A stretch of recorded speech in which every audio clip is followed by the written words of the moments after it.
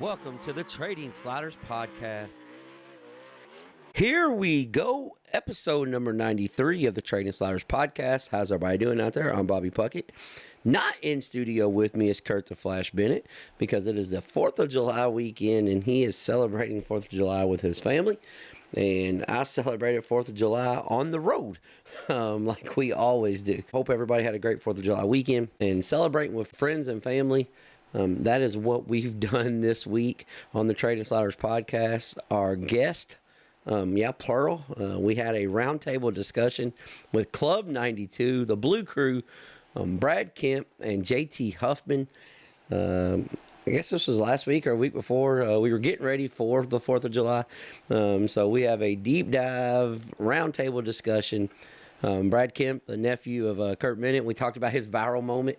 Everybody that knows Brad knows that he went viral a few years ago back at 411 Speedway about exiting the racetrack. Being the nephew of Kurt and part of the famed Bennett family. We talked about that and his route that he took to the racing world, which was different than ours. He spent time at UNOH, graduate from there. So got into a bunch of really neat stuff with Brad and JT Huffman. One of the street stock, super stock, pure stock Iron Man of our area. 3-time Thunder Valley Speedway track champion in the super stock division. Brownstown Speedway track champion in the super stock division. Did some pavement street stock racing at the big track there in Salem, right there in his hometown. 2-time karting champion at Sparkville Speedway. So there was a bunch of stuff, and we get going back and forth and just BS about racing. So it was a really, really good time with Club 92 race cars there. We're going to start off, as we do every week, with our guest. This is, I'm not going to say an abbreviated show. We're going to get into our past guest segment and our top dog, our Whitaker Trucking top dog, our crash of the week, our slider of the week. And then I'm going to answer the fan questions, and then we're going to listen, because this was a little bit longer interview than normal because it was a round table of 4 guys just having a good time and BSing about the sport of dirt racing, the sport that we love so much. But before we get into that, we've got to thank our sponsors, the people that help make this happen. If you're in the Kentuckiana area and you need any type of diesel truck work done, reach out to Brandon Hooker and Diesel Boys LLC. Our deep dives being brought to you by Kentucky Clutch and Performance. If you're anywhere in the United States, actually you don't gotta be in the United States, we ship stuff to Canada, Australia, Mexico, but we can ship anywhere. But if you have any type of automotive clutch and you need clutch for your car, truck, SUV, semi-truck, call us. We can get you taken care of at Kentucky Clutch and Performance. Our slider of the week being brought to you by Walt at Speed Decals. Actually, Walt just stopped by the shop today while I was out working in the shop on this beautiful Sunday afternoon. But brought us some decals by. Brought some decals by for some racers to pick up. But if you need any type of vinyl work, reach out to Walt. He can get you taken care of at Speed Decals. Our crash of the week being brought to you by D.O. Handyman Remodeling. If you need any handyman work done around the house, David did have surgery on his knees. He's good to go now. He's back to work, back to doing stuff.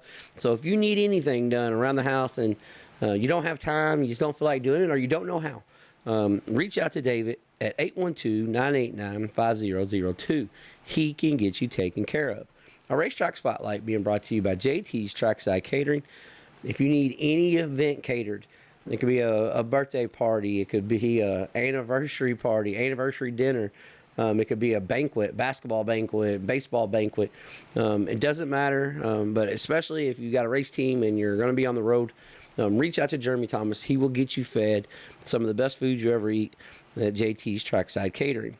Our question of the week being brought to you by Bandit Race Cars. If you need any type of race car parts, specifically modifieds, Bandit Race Cars is a dealer in UMP Opel Modifieds. But Brian Barber is a Fox Shock representative. He keeps tubing and he keeps aluminum in stock, rivets, whatever you need. reach out to Brian Barber. He can get you taken care of. Our Pound the Cushion segment, that is it's a work in progress. Pound the Cushion, I think it's going to be back this week, as all the craziness that had going on, we got taken care of. But the Pound the Cushion segment is brought to you by RacingDirt.com. They cover all kinds of late model and modified racing in the Midwest. A little bit different deal than what you get on Flow and Dirt Vision. So reach out to Trent Berry. He'll get you taken care of. And our past guest segment being brought to you by HCC Lawn Care. This week's what races it did get in. Our past guest stepped up to the plate and knocked it out of the park. But if you got any lawn and landscape, shrubs, flower beds, grass that needs mowed, bunch of weed eating done around the house, whatever you need, reach out to HCC Lawn Care. Ben Harmon and the guys can get you taken care of. And our Top Dog of the Week award, coming to our top performer, is brought to you by Whitaker Trucking.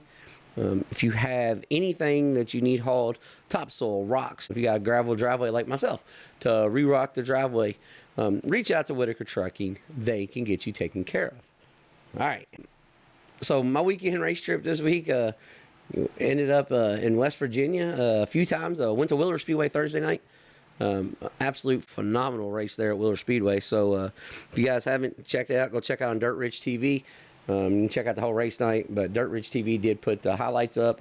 I've shared it on my personal page, but Dirt Ridge TV, go check out the race at Willard Speedway Thursday night, because it was a barn burner between Zach Seist, Nicholas Bird, and Skylar Marlar. Absolute dandy of a race. A really good race this weekend.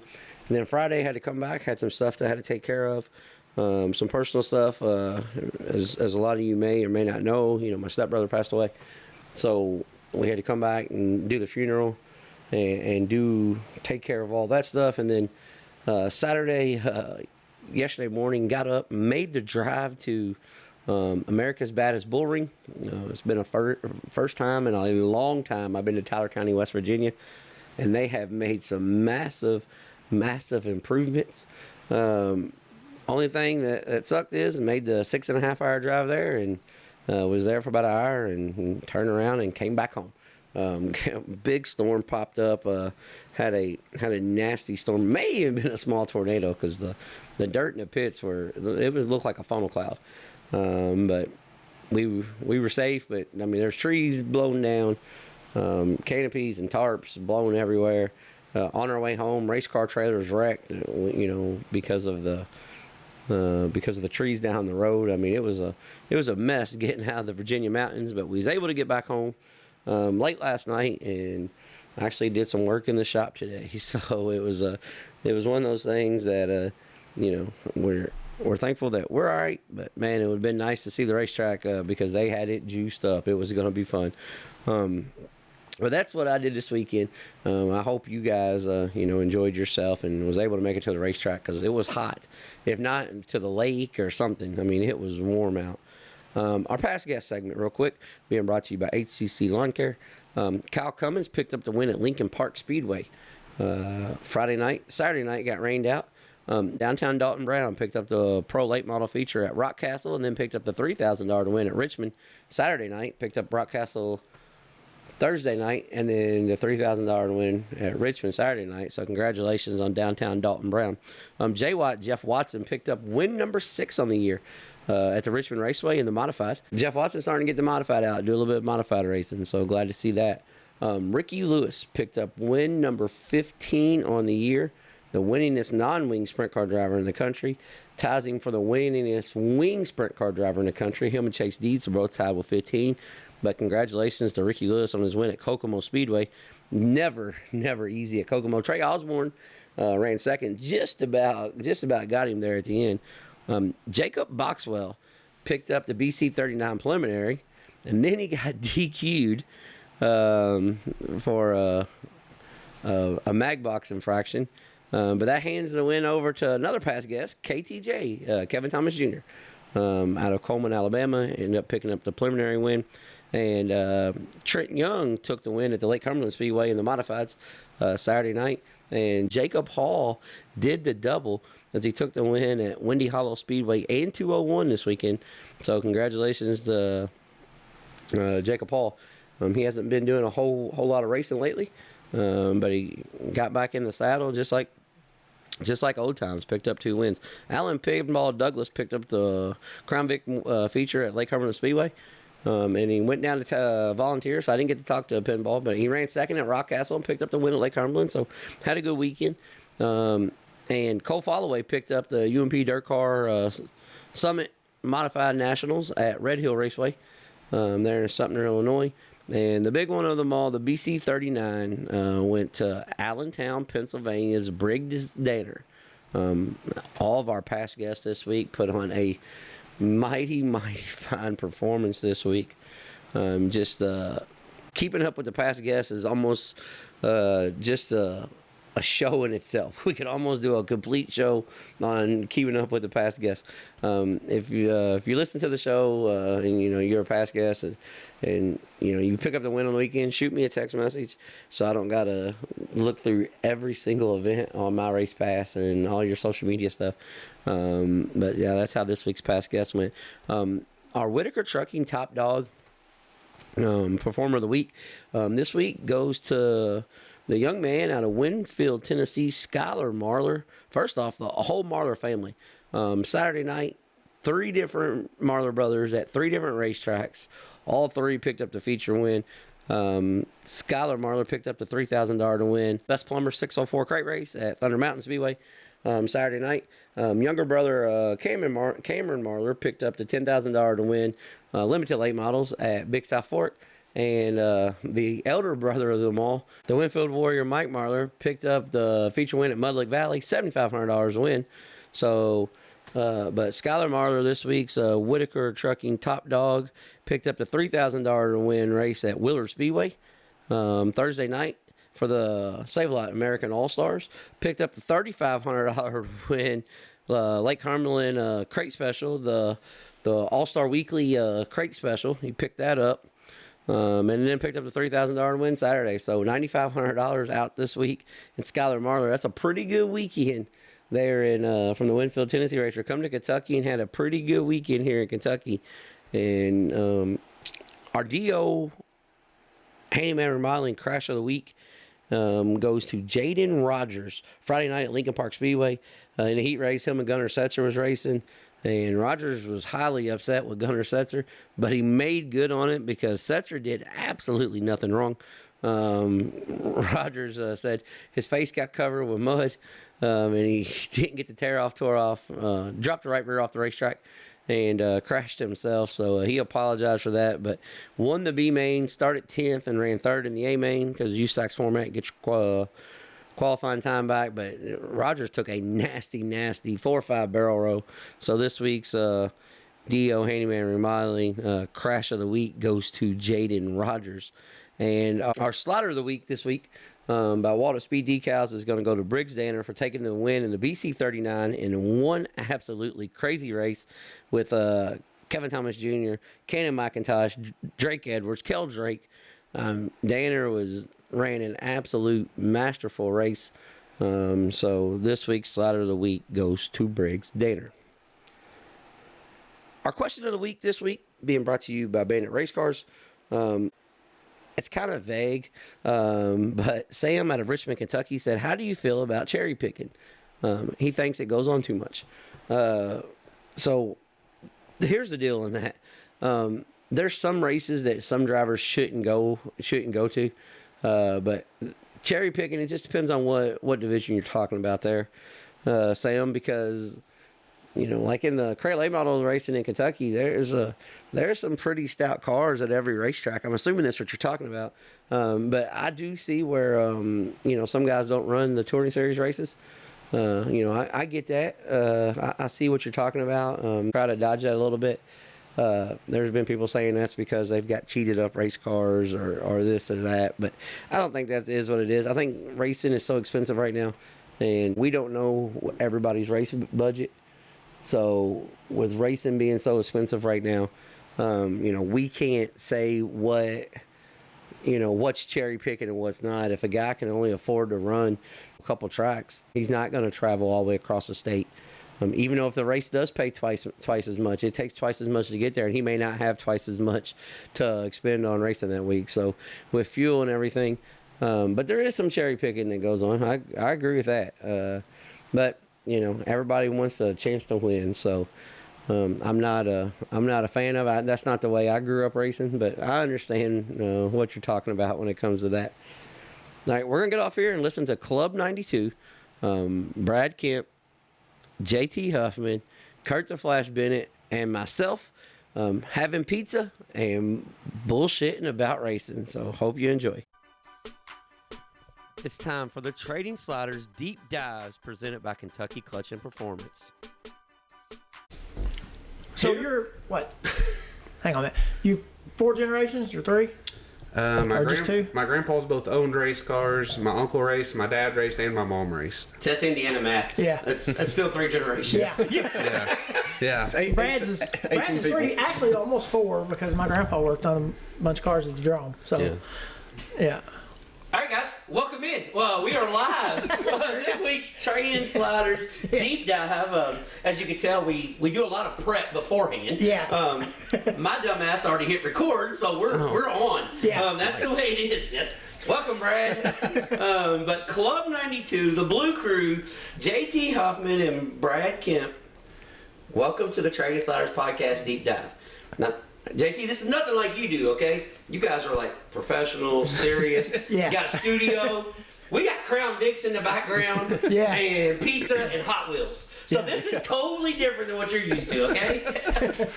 Now they got cars sitting on their thing too. That's what I'm talking about. This is our Hot Wheels. Yeah. Yeah, we got how come I guess Brad changed your number and stuff? Yeah, he changed it this year. What did you change your number for, B-Rad? Well, 5K was always kind of my thing, and it was already lettered last year with a 222 on it. So Simple enough. Yeah.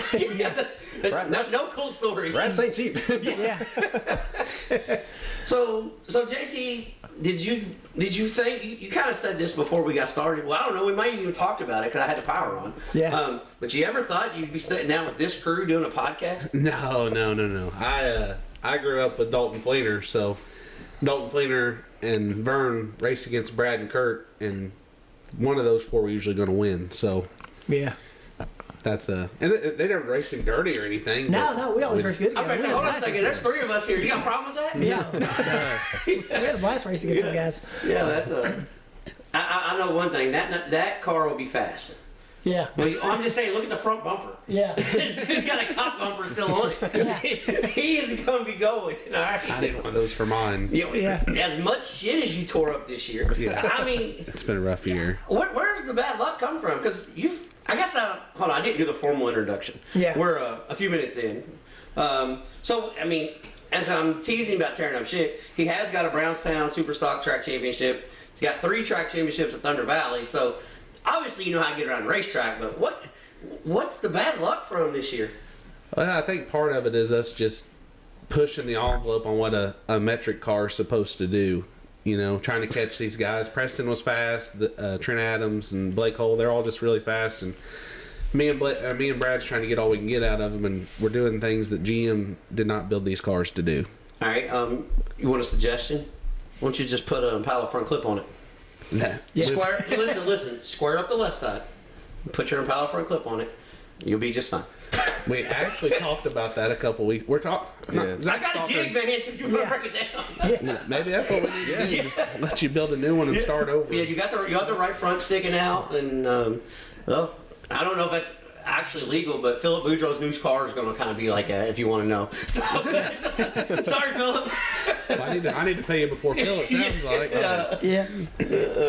But all jokes aside, though, sometimes years are just tough, aren't they? Yeah. You have ups and downs. It's like a roller coaster. I mean, hell, like Brad, B-Rad's second in points, and I've seen him race twice this year, and he's on his lid one night. Yeah.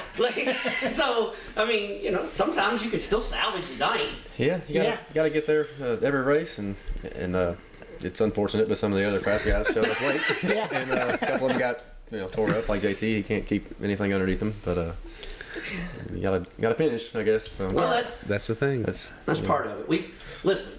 You thought that was bad? I was with Brad one night where he tore up everything possible on the car.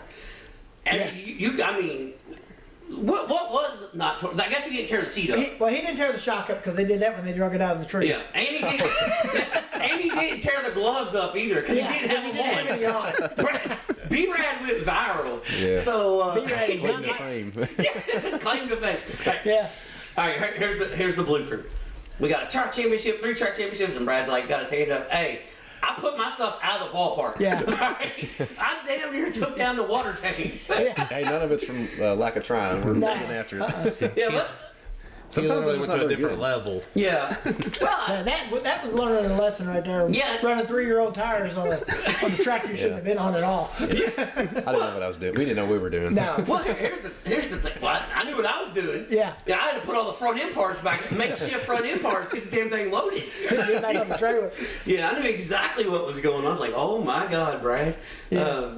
But one thing I will say, the lap before then, I probably jinxed him. I said, "Flash, he's looking really good. If he runs into 1 and 2 a little bit harder, he'll be fine." Yeah. I did it. He ran. It's like he heard me. Yeah. But he was not fine. Yeah. I was like, "Oh shit, Yeah. a little too hard, It Brad." was sticky in them pine cones, man. Oh, yeah. How many views did that get? Oh, I don't know. I don't know. Across all the platforms they got shared across, I don't know how many, several million, I'm sure. It was everywhere. Yeah, he's on a couple different crash tapes that's in there. Yeah. Yeah. So- Made the compilation, boys. Yeah. I was watching YouTube one night with my nephew, and I was like, That- hey, I was there that night. He's like, no. I'm like, no, for real, I really was. I ratchet strapped the rear end back up so we can get loaded. Yeah. Yeah. I had my helmet. They pulled the car off, and I got back in the car because I was just embarrassed. And people was watching me, so I just put my helmet back on as I pulled it with the record. It's like, please don't look at me. They're like, he okay? And I'm like, I was no. telling him to keep his helmet on, but it wasn't for that reason. Well, I'm like, no, his neck's not broke. He's got his helmet on backwards for a reason, guys. You don't want nobody to see his face. Yeah. But all jokes aside, though, Brad, you're a 3rd generation racer as well. Your uncle raced, your grandpa raced, and His dad raced. yeah, your dad raced. boy. Yeah, he did. He ran forward, but probably the same year he was born, I think. Probably so. Down in Florida. Yep. So you come from a racing family, and one thing, you started off and did something totally different than they ever did. They grew up racing at the Sportsdrome Rough and Tumble, and you grew up at Thunder Valley and went dirt racing. Do you ever have any regrets not coming up the way they did? I can't say I have any regrets. I mean, I hear the stories that they tell about Sportsdrome and all that stuff and the crazy stuff that they used to get away with and kind of do. Yeah. And I wish I was there for that. Well, I mean, let's not say regrets. Did you miss the opportunity that you had to fight every week? I'm not a large man, so I'm going to pass on that. Hey, we did get to go race each other at the Drome, though. Yeah. We took when they had the dirt cars down and, there. and guess what you did? You left the outside open. Well, yeah, I got stuck on the outside and he got around everybody. Yeah. Well, the Flash was cooking around there. That's his house. Yeah. The Flash was cooking with grease. Actually, I won $20 that night. $20 and a chili dog on that bet because I took Flash from 8th to win. Yeah. Royce paid me the $20, but I never got the chili dog. I don't know how many times that video's been watched, but I know a few hundred of them's me probably. So. Yeah. It's like, damn, there he goes. Look at that. You won a heat race, though, didn't you? Mm-hmm. Yeah. Yeah, I got the biggest trophy I got right now is from a heat race. Oh, yeah. Yeah. Brad's like, here's my gear, here's my trophy case. Like, what is that? The mellow yellow? What is that? So JT, your dad raced, and your uncle, your mom, and your every person in your family basically is what you were saying when we started. When you guys set out to do this racing thing, with me and with Kurt, we really didn't have a choice because that's what our family did. Was that the same thing, or did you want to do other stuff, or did it just happen to be that's what we're doing? Well, I knew that's what I wanted to do right away. I mean, that's all I've ever known. I grew up watching Uncle Bud up there. I don't think my dad wanted me to do it, but No, it costs money. it cost money. Yeah, we rolled into my grandpa's one time, and the go-kart sitting on the porch, and I don't think Dad had much say, so we went racing. Yeah, Papa said we're racing, boys. Yeah. So I've never regretted it because it's a sport that you can do with your family your whole life. It doesn't end after high school. You know what I mean? Yeah. I know exactly. You're talking to a former basketball player. I know exactly. That's when my career started. Because my mom said no racing in school, so I was just like trying to get. Like, all right, let's get this. Come on, let's get this going. You graduated early, man. Yeah, that not like I said. I'm not a real good arguer. I'm more of a bull or bust you in the mouth. Yeah, we're not gonna do no extra homework, man. You did good to get me there during the week. There's no way in hell I'm doing it in the evenings. Yeah. No, we had race cars to work on. My dad was still racing, so with you guys racing together, this is for both you guys. Do you ever, because you're family now, so do you ever get, look over in your heat race and it's like, man, I got this asshole next to me. I don't want to run into him. Or, because, I mean, you guys are team cars. You guys, you race out of the same shop. You guys spend a lot of time together. But at the same token, when it's time to race, it's time to race. Right. We fix each other's stuff, I think, is a lot of it. Yeah, we help each other out a lot, but we also don't give an inch on the track either. Yeah. He don't mind parking in front of me sometimes, going into turn one. So. Well, yeah. Trust me from experience, though, if you have to fix each other's stuff, you do race different. You do. Because me and my dad used to do Right. we race close to each other all the time and tore each other's stuff up, but we had to fix them, Right. So it does make you think a little different. I can kind of answer that for them. Well, yeah. But you ever get a chance to slide across Brad's nose, you're throwing it, aren't you? I did it this year. Yeah. And I stopped right in front of him. So, yeah. Hold on a second. That was not a slide job. See, that's a Brownstown slide job. I'm going to slide you and hit the brakes. What the hell? Oh, yeah, that's what happened. Yeah. He's like, oh, this is tight. I better slam the brakes to the floor and just get the car. Hold on a second. It wasn't a slide job then. You went in the corner tighter than hell and you pushed up in front of him. Well, I had to set the front end back on the ground or I wouldn't have stopped. Oh, my goodness. Well, there wasn't no cushion left up there because there was no nothing. wall. There was nothing to catch the dirt. Yeah, that's true. I wasn't gonna say the wall, but there was No, nothing to catch James, I'm saying we need a wall. Just like you said we needed one in Lernerville, we still need one in Brownstown. Yeah. This here is going to be listened to by Brownstown people. We still need a damn wall at Brownstown. That's not Club 92 Blue Crew. That's Bobby. Come straight at me. You got my phone number? Call me. We talk about it. But seriously, you've grown up at Brownstown. It's home. It's right down the road. You're not big on traveling, are you? You're not a real big travel guy, are you? Well, I'm actually just like Brad. I grew up at Thunder Valley, and then worked into Brownstown. But we traveled to Paragon and stuff, and I would do it more. But the rules are just so ignorant. Damn roller cam. Right, roller cam, or if you go to Lawrenceburg, them guys are like super stocks, and I don't know. I would go other places, but I do have a roller cam. So we went to Paragon this year, and we would have both got disqualified if they didn't pull our cams. It was a rule, yeah. Yeah.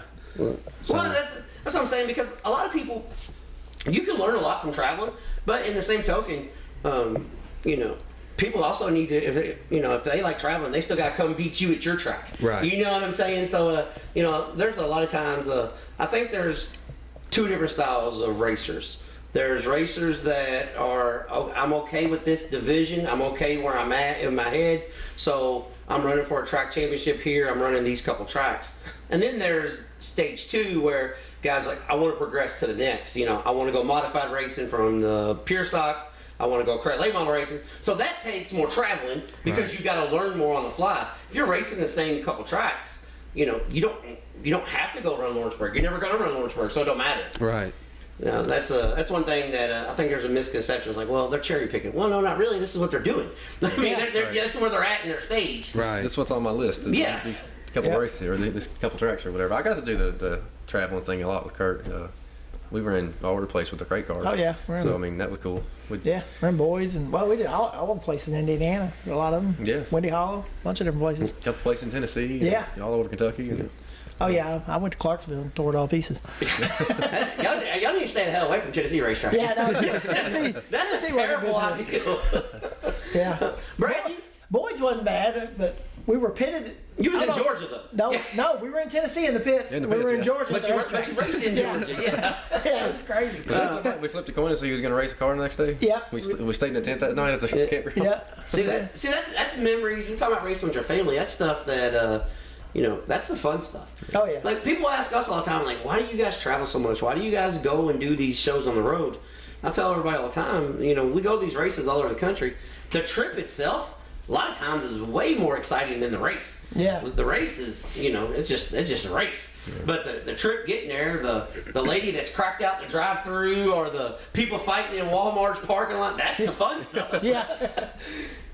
Yeah, there's a lot. You see a lot while running around as much as we do. Yeah. You guys go really far. I mean, I can't believe how you'll do it last minute. Well, and buckle up and go. That's the only way to be. Well, you got to plan a trip.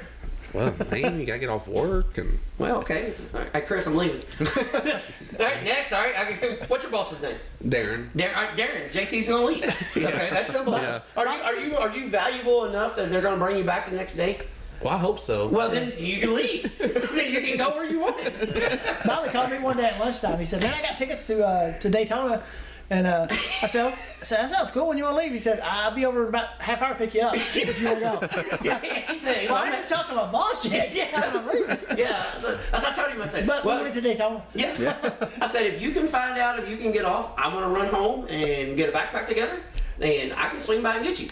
If you can't, just let me know, because I'll be 30 minutes ahead on my trip. Yeah.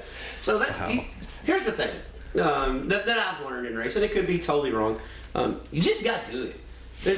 Tomorrow's never guaranteed. You might think, you know what, I want to go run. Let's just say you've never been to Circle City. I want to run Circle City. And then, well, we're busy this week. I'll pass on it. I'll go next week. We're busy. And then you see a press release. Circle City's closed down. Well, damn, I missed it. Yeah. So, if you want to do it, just do it. You'll figure out how to pay for it. You'll figure out the repercussions. You'll sleep later. All that stuff doesn't matter. Fair enough. Just go do it. Hell, we only live here. We're only here once. Might as well make the best of it.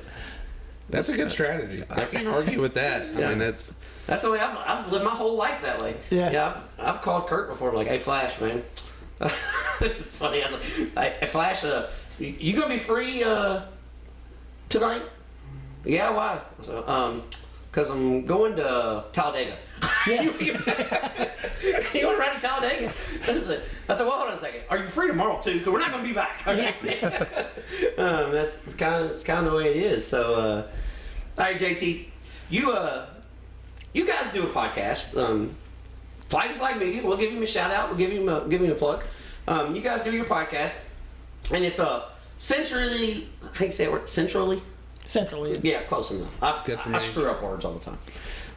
It's Indiana based. All right, how about that? You guys cover Brownstown, you cover your area, so you got a real good feel on the local racing scene. right. Where we got a feel about everything all over the country. We might be in Iowa one day and Missouri the next. It doesn't matter. But one thing, how do you feel that the state of local racing is right now? Because you guys are in it. We're on the outside. We go to Brownstown 3 times a year. We swing by, and when we're there, usually it's a big show in town. How do you feel the state of local racing is right now?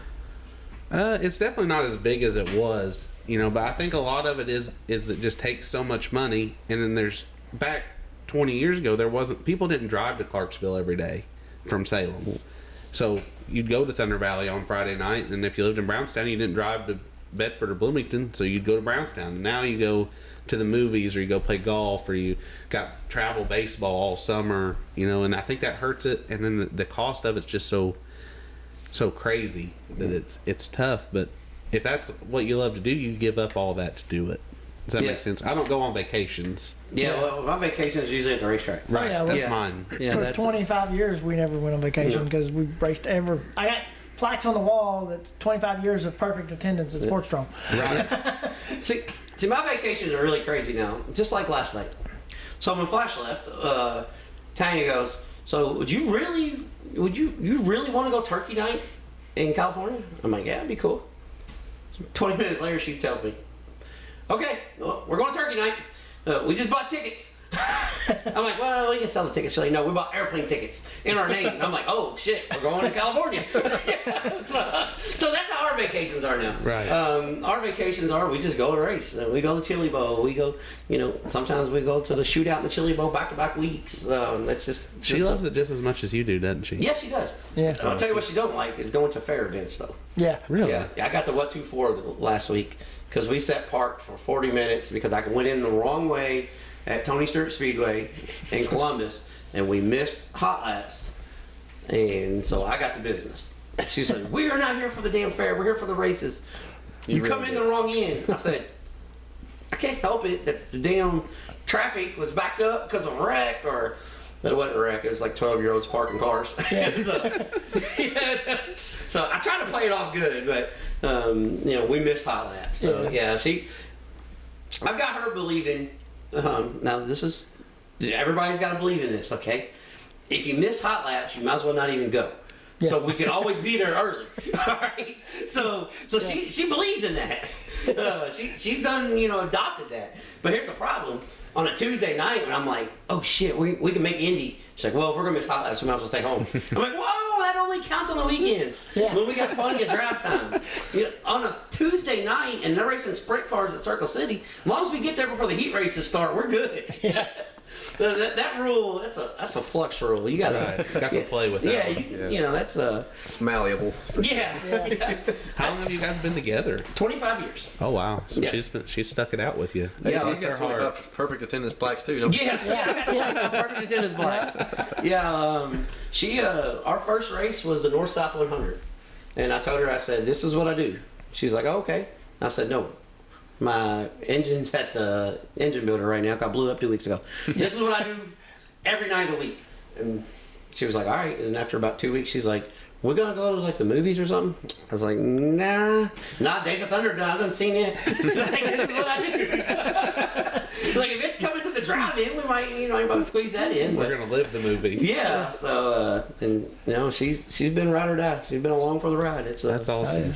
Yeah, she now it's the only question that she has now is what is there to eat by the racetrack? Where are we gonna stop and eat? And what time are we gonna be home? Don't even bullshit her. Yeah. Like, she don't care. Just if it's 3 o'clock, it's just let her know, because she playing, like when she gets off work, she'll play in, like if I tell her, hey, Tuesday we're going to Paragon for a USAC sprint race. What time are we gonna be home? I said, probably, if everything goes smooth, between 12 and 1. Well, when she gets off work at 3, she'll come home and take an hour nap. You know what I'm saying? So it's fair enough. Yeah, I mean, it's but she don't. And now she's got another request when we go somewhere. She'll say, what are they running? So Ooh, what's this is interesting. What's Tanya's favorite and least favorite? Well, she used to love late models. Absolutely love late models. Now I can't drag her to a late model show. Really? I cannot, because, and then this is you too. I've heard you say this. Once you go and watch non-wing sprint cars, trade sliders, wheelie up, bike up, late models, you'll fall asleep.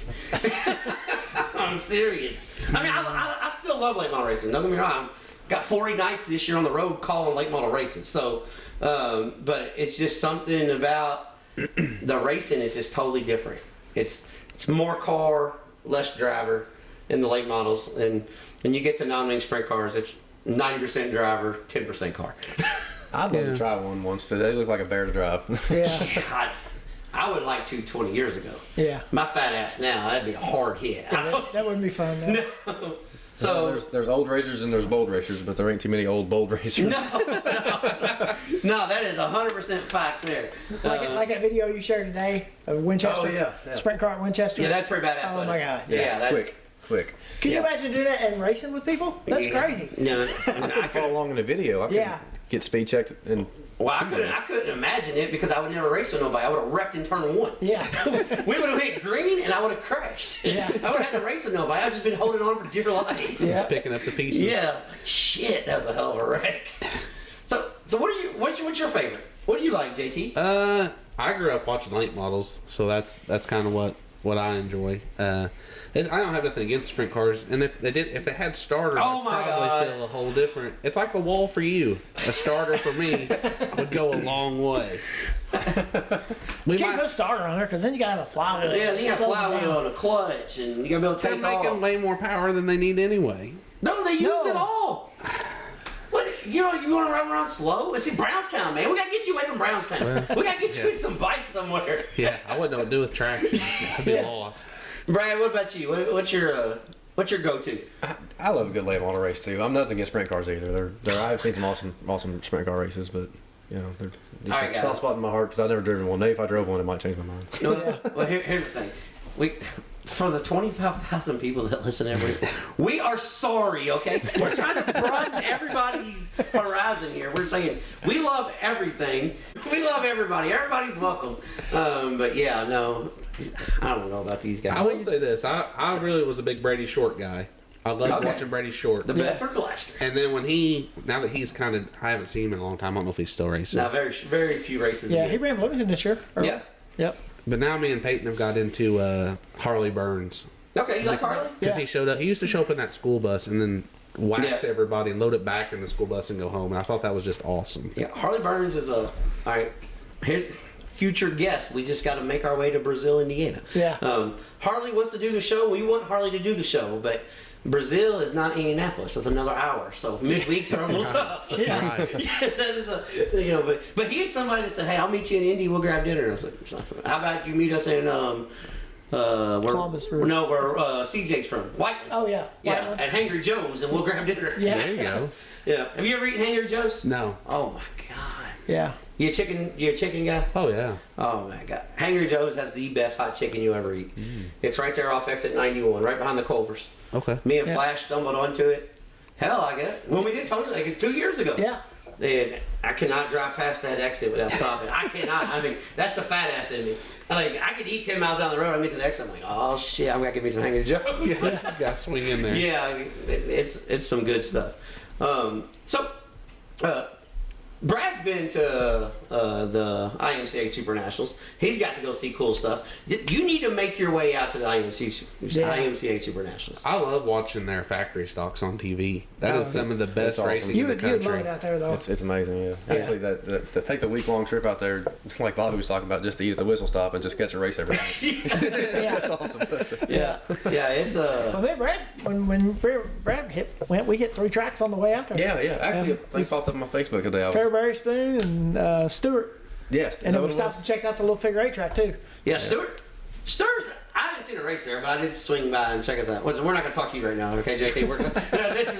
This is the IMCA guys now talking, okay? Yeah, we'll come back to Salem in a second. But I didn't realize Stewart was on the damn road like it was. Like Yeah. the backstretch is actually on the road. Right. Yeah. Yeah. Like I parked the car, I walked from here to the TV, and I was looking inside the racetrack on the backstretch. Oh, wow. I was like, Yeah. shit, this is cool. Bobby always says he would move to Indianapolis because it's so central racing. I think I could go to Iowa and live there because there's so many racetracks that run. They run from Tuesday through Saturday every week out there during. Yeah, when it's not farm time. season, yeah. Yeah. But the problem is, Flash, they run from May to September, though. Yeah. That's the. Well, then I can go do other stuff. Yeah. But I can stay within 100 miles of the house. See, my thinking is if you get to Indianapolis, you're 2 hours closer to Iowa. But you got all the stuff in Indianapolis, and you got all the stuff in Central Illinois. Yeah. And then you got you're 2 hours from Eldora. You're like, we're not even gonna talk about that. Italian's gonna tell me shut up. Yeah. Yeah. I get you in trouble. I'm gonna get a divorce. Talking about how great it was. I keep talking about moving to Indianapolis. She's gonna send me down the road. It was a good run. Yeah, I mean, did all we could, babe. All right, back to Salem now. You went and did some big track racing. Yeah, actually, the guy that owned the car was from Iowa that I drove for, and I got hooked up with him, and Yeah. we played with the asphalt car for, I think we ran it 3 or 4 times, but it's being from Salem, growing up at Thunder Valley, the Halloween 200 across town was like the race to be at. So, that's a bucket list thing I can check. I didn't get the Halloween 200 experience I wanted, but I can check it off, But that track though, it's fun. It's badass, ain't it? Oh, there's nothing like that in the world. That's what I said. It's crazy. Yeah. I mean, there's some dirt tracks that are comparable to that. Yeah, there's the task. But in the asphalt world, that's like the coolest feeling you can get is at Salem, I think. Well, maybe Winchester would probably be better. Yeah, Winchester. I think Winchester is a little bit better than Salem, but Yeah. they're right there together. Right. But Winchester's smoother, and when somebody dive bombs under you, there's more grip where they're not going to put you in the fence. Right. So I prefer Winchester over Salem, and also I never had a wreck at Winchester where I thought I was dying like I did at Salem. So Yeah, I did that too. That was my last trip to Salem. yeah. I learned from my lesson. Yeah, well, You I wreck did. hard up there when you wreck. Yeah, I hit real hard. They loaded mine with a backhoe. Yeah. So, Oh, wow. yeah. I hit so hard I thought I was I seriously thought I was bleeding. I mean, all the snot was running out my nose, on my mouth. I hit the inside wall so hard, right past where you pull out on the pits on the backstretch. I hit the pole in the middle. I didn't hit that. Like if I hit the guardrail, it would have been fine. But I hit dead square in the pole. But so I was jumping the restarts on the Halloween 200 because, like your Halloween 200, y'all had like 30 cars. Right. Ours, we had 110, and that little excellent wife of mine drew 189 out of a 200 bill. So I didn't start last. There was like 3 guys that elected to go the tail. So, but I was pulling down to the inside down the backstretch because we'd go like a lap and have a caution. So I would keep getting to the inside, and as soon as the green light come on, I'd pass about 15 cars and get back in line going in 3. Well, somebody had the same idea of going into 3. He pulled out, and we hit the inside wall wide open. I spun back up the track. I don't know how many of those cars hit me, but I'm pretty sure 90% of them did. That was coming down the backstretch. I got hit from every which angle. That was no headrest, no good seats. I mean, I was like Stretch Armstrong. My arm was over here, my legs out the window. I mean, it was terrible. It was so bad. The guy come there and goes, "You all right?" I said, "Yeah, I'm fine." He goes, "Well, you need to get out." I said, "I'm not that fine. Just give me a second." As Pat Sullivan said, he got his eggs scrambled. Those Halloween 200s back in the day were the real deal. Yeah. Oh, yeah. Well, when I wrecked mine, I come off the corner and a guy spun in front of me, and I hit him wide open. Hit him hard enough it drove up under him enough to rip the carburetor off. Oh, wow. And I was sitting there dead stopped, and I was looking in the mirror, and there was a big 4-door Impala coming off the corner and never touched the brake pedal before he hit me in the right rear. And it put the right rear tire, wheel, and everything inside the car with me, beside me. And broke all the bars behind the seat.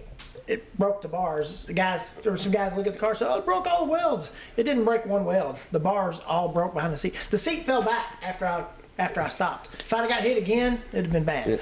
Wow. Yeah, Salem had some wrecks there. And the hardest crash I ever had was at Thunder Valley. Oh, really? Over the Salem wreck? Yeah, it was way worse. So I broke a rag joint going into turn 1. So the car kind of hooked right, and I was going like at the pit point towards the wall. So I gassed it up to try to slide into the wall, and the damn thing bit, and I hit the wall and went straight out where the little bleachers is. I thought I killed the whole group. I landed I went end over end like 3 times. I landed against the oak tree. Like by the pit grandstand? Yes. Oh, wow. So like I thought I hit, because last I seen as I was going over, I seen the pit grandstands, the bleachers there, and I thought, oh my God, I thought I just killed all these people. So they they run to the car like, "You okay?" I'm like, "I'm fine, get me out. Because I thought I was on top of people. And as I started getting out of the car, I was like, "Oh, I'm good." I had like 10 feet. I was like, That's still a little close for comfort. Yeah, but Earl Riley came over to me and goes, "That's the damnedest thing I've ever seen, Puck." I was like, "Hey, yeah, me too." But yeah, it took them. We had to get 2 wreckers and get the car off the tree. I mean, it was destroyed. My dad said, "Why'd you gas it up?" I said, "Because I didn't really want to hit the pit point. I was trying to slide into the wall, but terrible idea." Absolute wrong choice there. Out of all the bad ideas I've done, that one was pretty bad. Was that a big car? Yeah, it was a street stock. Gotcha. When they didn't have pure stocks on it, we just had street stocks. Hey, it was a stock car. Yeah. It was but it went for a hell of a ride. It was.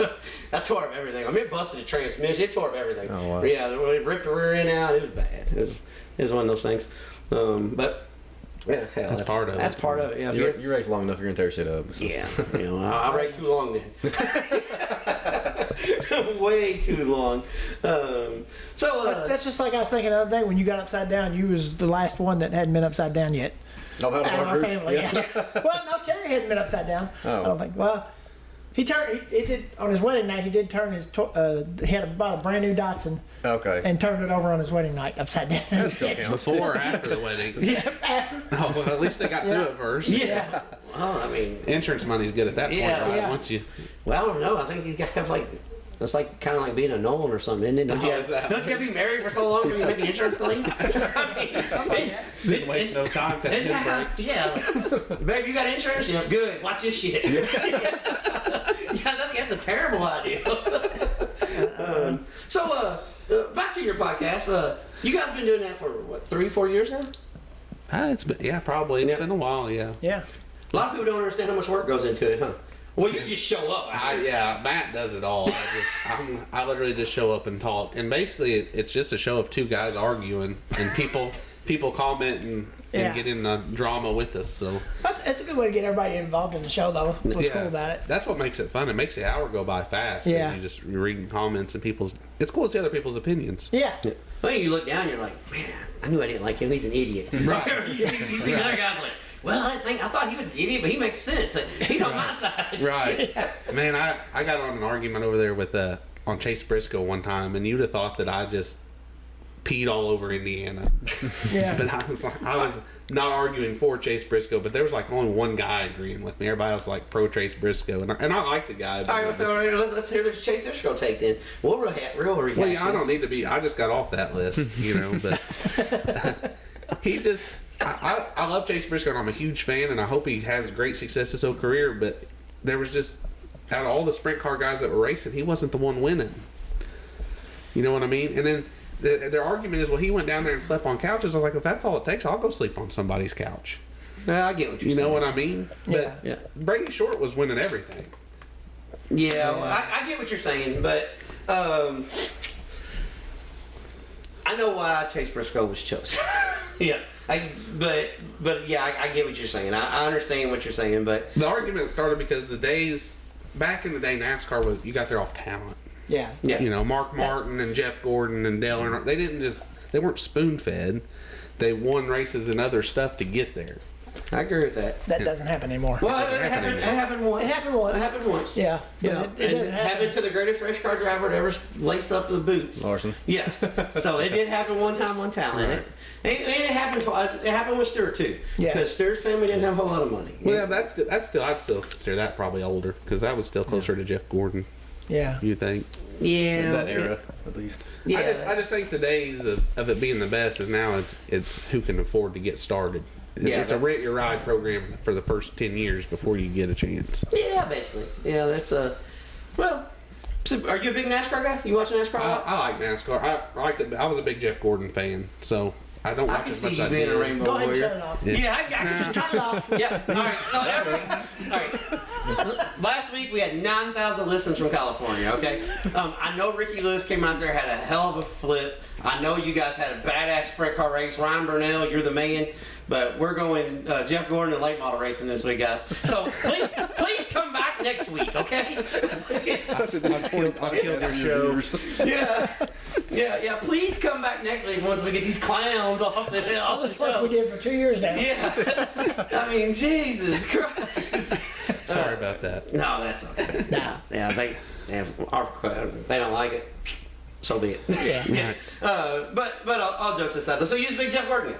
Yeah, because I'll tell you what sold me on him was I watched a documentary on him when I was a little kid, and he said he moved from California to Indiana because Indiana's where the best race car drivers in the world come from. Yeah. And then boom, got me.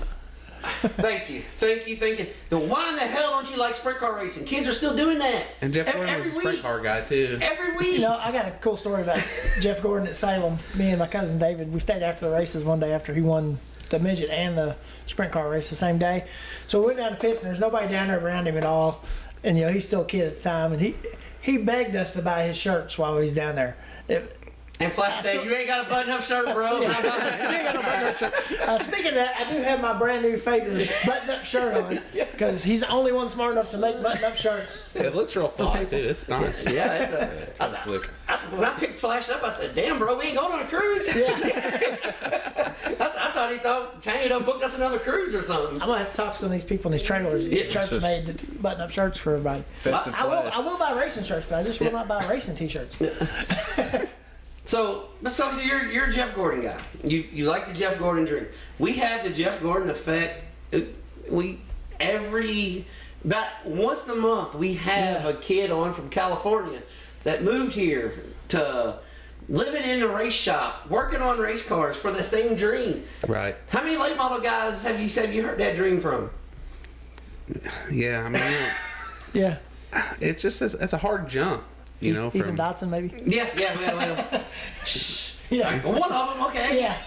Right. Yeah. Another California kid. But Jeff Gordon didn't come to run stock cars. He came to be an Indy. Well, Yeah. I mean, the dream wasn't NASCAR. That's just where he wound up. Yeah, that's what nobody dreams NASCAR because it's like real slow and boring and stuff. Yeah. We've cut the horsepower in half and made the cars have It tons used of to be good, downforce. yeah. Yeah, I'm not gonna lie. I can't shit on NASCAR because people get upset with me, but I've seen my fair share. Kurt said we went to Daytona. I mean, I've seen my fair share of, Yeah. of Right. Cup races. If it gets anybody at all interested in any kind of racing, that's fine. So Oh, yeah. even if it's the guys watching on Sunday, and hanging out with their buddies and having beers and hot dogs or whatever, it's they're race fans now. Well, they're going to get a lot of beers if they're watching that on Sunday. Yeah. My ass is going to Kokomo on Sunday. I'm just saying. Fair enough. So is there anything you want to do that you haven't done, Brad? What besides win championship? No, don't say that. Don't say that because we're getting him the good Trading Sliders mojo this year. JT, your luck might change or turn around now. Matt, I don't know what you're doing to jinx JT over there, but before you guys started your podcast, he won championships. Then you started the podcast and he lost them. Right. So now we're trying to. But is there anything you want to do, Brad? I'd love to take a real stab at the used to be called EMP announced dirt car national points. I think that'd be cool to just be able to say you were the best in the country or something. Yeah. Damn, got bad news for you, JT. You got to travel. Well, we started this year to do that. Yeah. Brad has got to do something that you've got to do. Yeah. He's got to race it out. You got to run. You got to run Eldora. Yeah. Got to run Eldora, You got to run yeah. the, Yeah, the student of the UNOH. Yeah. How was that? How was that experience? Not the Eldora experience, but the UNOH experience. I'm not going to say a whole lot because there were some rough parts, but it was a lot of fun. I actually learned a lot there. Actually, another night I had to work on Brad's front end.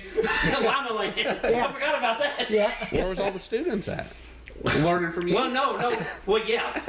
They were all up trying to get the damn parts because for some reason, they got 4 cars that's supposed to be all the same, and they all got different spindles and power rods on them.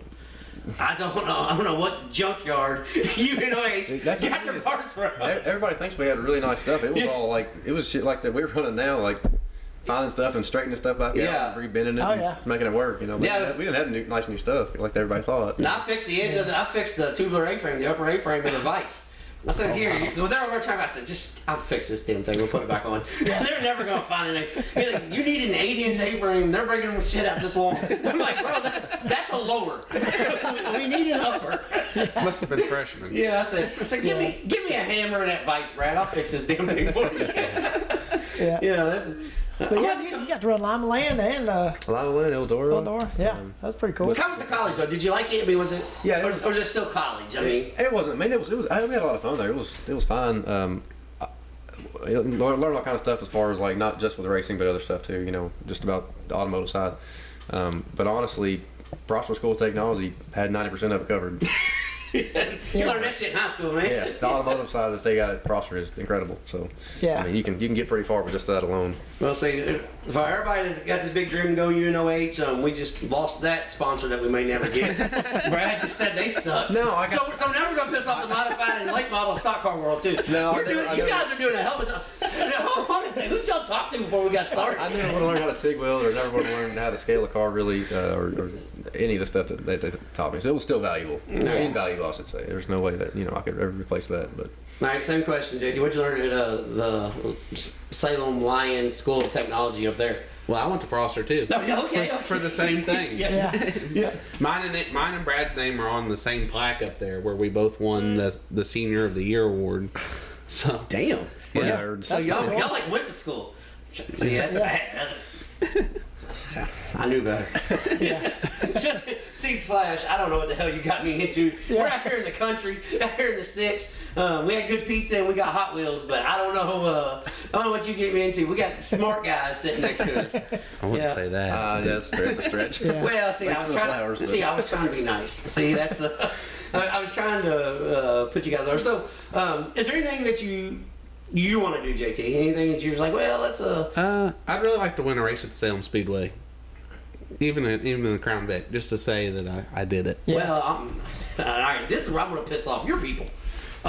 Winning in the Crown Vic's probably harder than winning in the street stock right now. yeah. Because there's 50 other cars you got to race around. No doubt. So. Fast ones too. See, I'm stabbing on your group too, so they come at you this week. I did win one race at Salem. Oh, really? At Yeah. the Speedway? Yeah, heat race. So Yeah. That's more than I've done. yeah, Yeah, I didn't. I I can't was say running that. second. Kirby Rozak was leading. We come off the corner and he just turned left into the guardrail, and I passed him and won. Come back around, I asked him, said, well, they was getting him out of the car. So the next day I asked him, I said, what the hell happened to you anyway? He said, my steering wheel came off. Oh, man. He plowed this up all, broke his leg, everything. Broke his leg in the wreck? Broke his leg in that wreck and everything. And I was actually leading past Chuck Barnes for the lead that same night for the feature. And 5 laps to go, I had a valve start sticking on me. So Barnes got back around me. Well, not many people can say they passed him. Yeah. So, I mean, that's Well, still a win. That's a damn good weekend. This was a long time ago. Yeah. This was Barnes. Yeah, that's a damn good This was weekend. where he went on to win every single thing he's ever drove. Well, see, he passed Chuck when Chuck was racing Friday at Charlestown, Yeah. Saturday at the fairgrounds. Yeah, like Chuck was busy then. He didn't just concentrate on sales. Yeah. Oh yeah, we raced in Charlestown with him too. Yeah. I love Charlestown. I wish somebody would have got that. That was fun. Brad won the very last ever stock car race at Brownstown. I know. Charlestown. I was Yeah, there. Charlestown, yeah. I was there. How'd you do, JT? That didn't matter how I did. My buddy Dalton was in that race with Brad. So Yeah, how about that, Dalton? You should have went to UNOH, bro. Proctor didn't work for you, did it?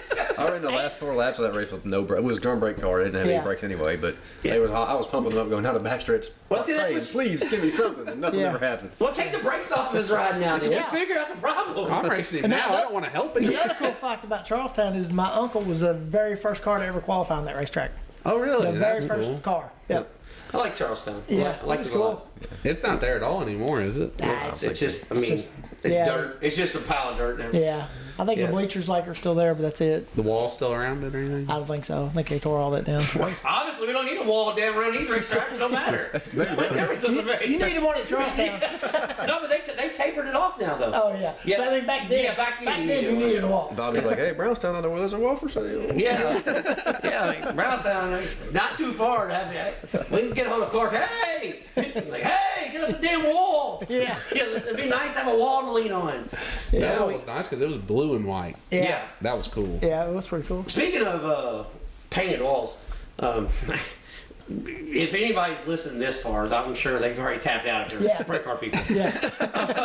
But if anybody from Angel Park, Wisconsin, this just popped off because you said blue and white, paint your red and white wall on the backstretch just either red or white, because sprint cars go really fast. Oh, here we so go. when the sprint cars go by, you damn near get dizzy. Late models are out there, you're fine. I mean, you're fine. The wall's not moving a whole lot because the cameras don't got to move a whole lot to keep up with them. But when the sprint cars go by, it almost makes you sick. You're like, damn. Gosh. Yeah. See, I know why they don't got walls at Brownstown now. They want to make their cars look faster. Yeah. I've got it figured out. A wall would have saved me a couple of times around Brownstown for sure. Yeah, well, I don't know if it would have saved Brad, but it saved him from getting on his lid. Probably, Yeah. Yeah. Yeah, probably would have saved him from. You guys got to see that. See, I thought he rolled hard. Whoa. I got out of the car. Well, you didn't because I did not get to see you missed hot laps. Yeah, well. Oh, yeah. Tandy made him late. Yeah, well, no, we were at a family function. Yeah. I dipped out of the family function early. I was at my grandma's funeral. We went to dinner, and there was like 40 of us, and I'm thinking, yeah, I'm not gonna be able to make no races tonight. And then they got us the food in like 10 minutes, and I was like, oh shit, we can make Brownstown. So you're saying there's a chance. And then, all I needed was like one red flag, and I would have been perfect. Didn't miss nothing. Right. I got that red flag. The red flag was But there. then I missed the heat races because I was Working on helping the car. work on the car. They called it the red flag. Yeah. Some things never change with Brad. Never. Like, I can't go to the racetrack and Brad be there. Yeah, because I'm just got to work on something. I'm like, I'm tapping out on that. I'm not great at what I do. No, you're good. He's there every day. Yeah, you're pretty damn good at what you do. If you want to create work for your crew, you're excellent at it. There's No, been body work every week this year, but 1 week on that 5 car. no, that's part of racing. Yeah. If you're not working on your body, you're not passing nobody. I wish he didn't pass nobody. Well, one week the tire tore the whole body out. Yeah. That's the right rear blew out. Yeah. Shredded the whole body. And 1 week, you just need to work on the whole body because, Yeah. just He may have rolled over. But the spoiler, you ever seen one flip and not tear a spoiler up? Yeah. No, well, it's because it didn't have a wall. It was sitting on the top of the damn peak with the roof. The trunk was 4 feet off the ground still. Yeah. Yeah, I've seen that. Yeah, I've seen them. Because I did walk in and it was really funny because Philip Boudreaux goes, "I'm glad you're here." I said, "I am not working on shit tonight." I said, "I'm just here hanging out. I want to eat me about 4 sloppy joes, get me some lemonade from this old lady in the pits, and we're going to call it good." He goes, "It's not mine. You got to work on." And I said, "Well, I'm really good, dude." And I said, "What did Ben tear up?" Because Northern All-Star Modifieds are there. He goes, "No, Ben hasn't been out yet." I said, "Okay." He goes, "Brad's upside down." I said, "Oh, shit." I said, "Damn, when Brad wrecks, he really tears everything up." It's not like fix a piece of decking. Yeah. He's Yeah, close lucky to at night, broke. though. It probably didn't hurt nothing too bad. No, it didn't. Well, until the feature. Until it ripped the left rear control arm off. Yeah, well. Yeah. If it had a wall, I would have done that because we've been working on the right front and then worry about the left rear. Yeah. Because he would hit the wall with the right front. Yeah. And we So put no, A-frames I on. held up in the heat race. We went from 6th to 3rd, so Yeah. I thought we was. I thought we had was good, something there, yeah. I thought you did a hell of a job. I mean, I'm like you. I think the boat might have been broke for a week or two. I'm thinking so too. that's why you had your scoot on entry. Yeah, yeah. Now, have you had your scoot since you put that boat back in? Different kind of scoot. Yeah. Well, that's just Well, that's because just that's just this time of year, Scoot. Yeah, Brownstown. that's because the track's been a little drier. I mean, it's Yeah. 112 outside, so Yeah. it's different times. I mean, Yeah. I will say one thing. When you guys, let me ask you this before we get off here, because we can do this for 2 or 3 hours, and then we'll run off every listener that we ever had. But we're trying to do we try to do positive stuff around here, and something positive that you guys did collectively, and Kurt and I was able to be a part of. We were able to bring Thunder Valley back for one race. And for some reason, people think it hasn't been raced at for like 4 or 5 years, but they don't pay attention to the local scene. There was a race, 7 months ago, but we were able to bring a race. You don't got to say that, I will. We were able to bring. You were able to bring a race back to Thunder Valley, and quite frankly, it's the reason why Thunder Valley has an opportunity now. So that's got to be pretty cool, being in a place that you guys grew up at. Yeah, that's where my mom and dad had their first date at. So it's I grew up there, and to see it set empty was really hard. And then I called up there because they had a little Crown Vic race that was a dust fest mess there. A demo guy put it on, which he did the best he could. He wasn't a race guy. Right. Yeah. But I was just calling him to get him to add my class. I was going to pay the purse to add the pure stock class. I just want to race, man. Yeah. He's like, "No, dude, I'm done." He said, "Them guys are the most whiniest group I ever seen." Well, I've been to a demo. Them guys whine way more than a race guy. Well, hold on. Time out real quick. You did say he put on a Crown Vic race. Crown Vic and Scrapper is what it was. We ran in it. Yeah. I guarantee they probably whined. The Crown Vic guys probably whined more than the demo guys. Well, there was only 10 of them. What the hell? What was you bitching about? Okay, I guess because of dust. They threw the red flag, and they kept racing for 4 laps because they couldn't see the flagman or the lights. That's how dust was a fact. Okay, hold on a second. That's a fact. All right, the 10 Crown Vic guys I just pissed off, I take it back.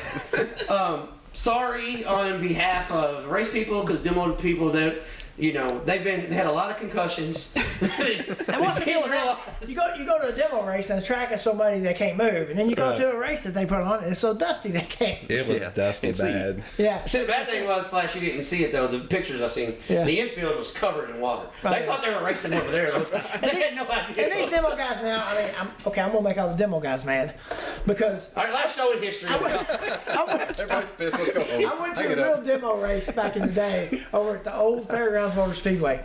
They used the whole complete track for the demo derby. It was a derby and not that a was race? asphalt, huh? It was a derby and not a race? Yeah. Oh, wow. And Flash. It was the most awesome thing I ever seen in my entire life. In October, you got to check out. There is one place that still does that. Oh yeah. The Indianapolis Speedrome. They pull on the track. They shut both gates. Last car wins. No Yeah. time limit. No nothing. Yeah, that's- Pull 50 cars out there and just go ham. Yeah, that'd be cool. Yeah. That they was do the that most once a year. awesome demo derby I ever seen in my entire life. Yeah. That would be something I to mean, see. and they was real cars. They weren't like Yeah. race cars like they got now. Yeah, the guys are out. Yeah. But again, back to the racetrack. Sorry, we didn't. No, we, you're we, good. we wanted to You're piss. We wanted to make sure. We Can make we, every- all the boxes. can we piss off the Every truck job pulling right guys real quick? Have you got anybody you don't like that pulls trucks or anything? My uncle pulls trucks, and we tear a bunch of stuff up and work on it. But See, he so does that it all stuff himself. sucks too. Then. Hey, did y'all make it up there the other night? Yeah, we made it. Yeah. Well, not for the Thunder Valley. We went to Tampico and we've been Oh, to yeah. Corden, and he Yeah. broke at Thunder Valley anyway. Oh, so okay. Now, see, we're pissed them off too. What about drag racing guys? You got anybody drag races? actually, Yeah, but that sucks too. Yeah. Screw them snowmobile guys. Yeah. But back to Thunder Valley though. I mean, you guys did do a good job there. We had a great turnout. And for people that don't know what went wrong and could go wrong, did go wrong, that's one of those things that if they only knew the backstory, it's really amazing how it came off. right. The key word you said in that whole thing there was we, because it was an army. I think I had like 30 volunteers, and I'm not going to list them to thank them all, but Yeah, because you'll forget somebody and you don't do that. right. It'll be a Crown Vic guy. Yeah. I got off the phone with the demo guy and called Matt, Zach, and TJ with an idea, and it just snowballed. And man, we had so much support. You guys helped. I mean, you were the best flagman I could have got. Kurt, you Kurt got done did that? such a good job. I still get people talk about Kurt Tech, and he said, "I've never had anybody look at my car like he did." And I was like, "Well, that's what it's supposed to be." Yeah, right. So if anybody's looking to hire a tech guy, No. No, I done hired him. Kurt's the No, guy. I done hired him. I done hired I him. do one series now. I'm good with that. Yeah, yeah. He's got tech cars on the road now, so we really piss people off. Yeah. I usually don't make them mad. Usually No. when they come up talking about something, then Bobby makes them mad. No, I'm usually the one. Remember how we started? I don't argue real good. Yeah. So He's like, just shut up then if you don't like it. yeah, don't come to me and tell me how important you are to us. Right. Because I am a guy that will say, how much did you spend to get in the pits? They'll say $35, and I'll reach in and say, here's $5 for gas, give you 40. Go the hell on, we don't need you. I'm that type of a terrible promoter. Like, I'd have like 3 cars in my track, and everybody'd be like, where's everybody at? I'm like, hell if I know. Yeah, I don't know what happened to them. But you guys did a real good job up there. And Yeah, it turned out awesome, I thought. Yeah. I did not expect that kind of turnout for sure. I think we have 109 cars. Yeah. And I bought enough armbands for like 1,200 people, and we ran out of armbands. So, Yeah. and when I talked to the fire marshal, we were only cleared for like 450. So Yeah. Well, here's the thing. What they don't know don't hurt them. Right. If they had a problem with it, they could have hung out all day. Right. And stood in line for the barbecue truck. That by the time you got there, the races started. Because they were so busy. she brought enough food to feed 1,000 people and ran out. Yeah, well, I know. I went over and get something. You see what I'm saying here, bro? Right. It was just crazy that many people showed up. Yeah. There's a lot of For free support for that classes. track. Yeah. Well, that's how. I mean, that track. A lot of people don't realize that brings a lot of money to a place too. Right. I mean, they stop at gas station. We went out to eat afterwards. I mean, Cars before parked we left. everywhere. Yeah.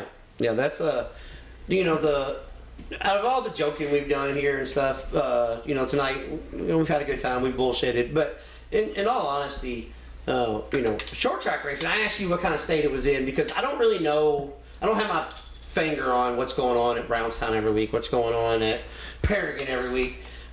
Because we're so ingrained with everything else. I mean, like this weekend, I got 3 races, and I got 1 in Far Eastern Kentucky, and I'll be in West Virginia all weekend. So I don't really know what's going on this weekend. Because hell, not that it's about me, but I've got 70 cars, so I'm doing notes for them, track notes. I got all kinds of stuff going on. So and I try to, and obviously we have a show, so we got to pay attention to the TV and stuff. And I'm just going to let them know we're up here on a night watching replays when there is live racing going on. First night in 9 months that Summer Nationals got a race in, and we're watching something from 3 weeks ago, but still. Brad's too cheap for dirt vision. Yeah. Oh, B-Ray. You don't have dirt vision. No, Oh, man, you got to get them all. God. He can't afford it. He tears too much All my stuff money's out. going as a race car. I can't turn it over. All right, well, we'll back out and go to the home screen and at least put on some damn sprint car race that's on tonight at Lincoln. Yeah. Oh! Is it live? Oh, no. Lincoln must not be on here No, tonight. ain't on tonight. Damn. No. Flow is such a good streaming service. Oh yeah. That's the best by far. You don't like Flow? I didn't say that. I was They've letting got you a race finish. every night. What's on tonight? There was midgets. That's a pit party. They're doing a pit. Yeah. okay. The midgets are the next 2 nights. You live in Indiana. The BC39 is the next 2 nights. Yeah, but that's an open wheel thing. That probably nobody even go. Yeah. Put some fenders on them things, they'd show up. Okay, let me. All right. So I seen JT doing that the other night. Yeah. Willie's all the way down the straightaway. Yeah. this here, Brad, is a damn good race. This is a damn good finish. All right, JT, let me explain something to you. Do you remember how you just said we had like 1,500 people show up to the stock car race? At Thunder Valley? At Thunder Valley. Yeah, it's a 5-mile racetrack. Yeah. Pretty comparable. We'll have 5,000 at Indy tomorrow. At Indianapolis Motor Speedway in the infield for that Well, y'all little too. open wheel thing. That little open wheel thing. Y'all two in middle Indianapolis. I mean, we're in the middle of Salem. That's a big difference. Look, if you look at person per capita. Well, you What just think of gave that? you just gave the everybody in Salem drives to Clarksville, so you got to count Clarksville. Or everybody in Clarksville drives to Louisville, so you got to count Louisville. So now you got a city of 2 million people, and we only got 1,500 in. Your math just ain't right. I think you must have went to Jeff or something. I don't know. No, I didn't go to Jeff. I'm just saying, you said that the reason why racetracks struggle is because guys in Salem drive to Clarksville. Right, yeah, you're right. So the people in Clarksville are affiliated with Louisville. So you should be pulling Louisville people to Salem because those same people can drive to Salem. If they're race fans, they're race fans. Louisville's not Indianapolis. Indianapolis is the racing capital of the world. I'll give you that. Yeah, you got to. It's a fact. Yeah, You can't argue it. yeah, I'll give you that. But on the same token, half the people there will be from out of state and out of country. Well, we were running $1,000 to win Crown Vic show, not a. Yeah. Well, you just said put fenders on it. People might show up. Well, more would show up for sure. Think if they were in like a miniature late model. I don't know if you remember the mini late model class, but that was pretty cool. Yeah, Four-cylinder late models. mini stocks with bodies. That was, Well, they were they were tube cars. I know all I need to know now. Look, guys, I'm not apologizing for them again, okay? Not them. I'm sorry, Brad. Brad's been to the Super Nationals, so like, we're not apologizing. Brad's on our side. Yeah. So, I don't know. We just got 60. Hey, I'll watch any dirt race you put in front of me. Okay. I'm not picky. I love dirt racing, and that's what I grew up doing. That's Me what I too. like watching. Me too. I'm the same thing. that's I even what watch I'm pavement racing. I did watch pavement race the other day. I watched the Silver Crown. Yeah. You'll watch Silver Crown, watch the midgets. I can watch a little bit of pavement, but honestly, there's too much. You got so many dirt racing on now, you don't have to. Right. Like if there's nothing else on, I'm like, okay, yeah, I'll check out the car store. We went to was it Dirt Track World Championship? Is that right? Yeah, in Charlotte. In Charlotte, yeah. Oh yeah. Dirt It's track all world that stuff. finals. World Finals. World Yeah, Finals, World yeah. Finals. I haven't been to that event yet. Oh, it's really cool. Yeah, You should check it out. Yeah, I haven't been It's to real that neat. event. They got a bunch of cars there too. Yeah. For a place that sits empty all year, it is a multi-million-dollar facility that just sits there and Yeah, races super once a nice. year. That's why Texas is too. Yeah. Really? They get like 2 or 3 races a year. You know? Ain't that crazy? Put that much money in something and only run it? Well, I mean, look at Indianapolis. They take the bleachers down and everything, and then put them right back up for for the 2 week. Like they'll put them up for this midget stuff, and those bleachers will stay up until sprint week is done. And then after sprint week, they'll take the bleachers down, and you just got the racetrack sitting there. Then they put all that stuff back up again. That's a lot Yeah. of work. Yeah, that's what happens. Or it's open wheel cars. People show up and they just keep doing it. I you mean, know? the dome gets a pretty good turnout too. That's Yeah. a lot of work for a fender car. Yeah, I agree with that. I don't think it gets as much as Chili Bowl probably. but Yeah, that's where you need to go. Well, I'd like to check it out. wait. You need to go to the shootout. yeah. Here's the all right. So this one's gonna I've go. been to both. This one's gonna go a little long. I mean, yeah. Don't even wind Chili up Bowl. now. Yeah. Chili Bowl's awesome. If you could do both, I would do both. Yeah. But It's going to take 2 days So- to upload this podcast. Yeah. Well, no. We're not worried about the upload. We're worried about the repercussions. With the, I'm sorry, guys. All right. So if you open wheel guys are still with us, I got you right now. Okay. So, been to Gateway, been to the shootout, been to the Chili Bowl. Gateway is something really neat to see. The spectacle, it's fascinating that you get such big cars. Like people say because the track's so small, it's not. The track's bigger than Thunder Valley. Oh, is it? Yeah, it's a true quarter mile. It's bigger than like Macon and Belle Claire. It's probably more Did you ever go up Osgood, like Ripley County? No. No. All right. It's not as wide as Brownstown, so it's hard to. But it's about the size of the Sportstrome, just the overall size of the track with more banking. But the size of the track is about the size of the Sportstrome. So, but it's fascinating how they pull everything off. And it's crazy the amount of people there. Like, there's more people there than what's at the Chili Bowl and stuff because the volume of the building. The building's so big. It can handle it. It can handle more. But it's like the World 100 was in the 90s as far as just partying, drinking. It's not a race event. It's a social event. And the Chili Bowl and the Tulsa Shootout is a race event. Like, when you go in, you're there. I mean, they got 1,000 cars at the shootout, 1,200 cars parked everywhere. Race from morning to night every day. And at the Chili Bowl and the shootout, I mean, you get NASCAR legends, 12-year-old kids, and they're all racing together. But there's no comparison in the two. There's just really not. That's not being like an Oklahoma. I love late model racing. Been to, like, one of my favorite races I've ever seen was Lucas Oil late models at East Bay. So I love late model racing too. I just give people a hard time because it's I think it gets more credit than it deserves a lot of times. If you just watch the race, and there's usually not a whole lot going on. And if there is a lot going on, it's because the track was really juiced up and the guys had to drive. They need to race on 3/8 and smaller, and it's good racing. But if you put them on a half mile, the sprint car race is going to be better every time. Well, the problem with late model racing is right now the cars are so hooked up. Like, you go to Brownstown, so we'll say the Jackson 100. We know what the track's going to be. The track's going to be hard packed, and they're going to start at the middle, work their way to the bottom, and then whoever gets back up to the middle is going to win the Jackson 100. It's been like that every year. Right. Because every year for the last 10 years. Unless it locked down. Yeah, and then it's right around the bottom. Yeah. But the reason why that is because they're still prepping the racetrack for the way the cars needed it back in the 90s. Back in the 90s, you had big motors, no traction. Now you got big motors, better traction. So the only way that late model racing produces right now is rough, hose, hammer down cushion. Right. Because it's back in the driver's hands, it's not on the car hands.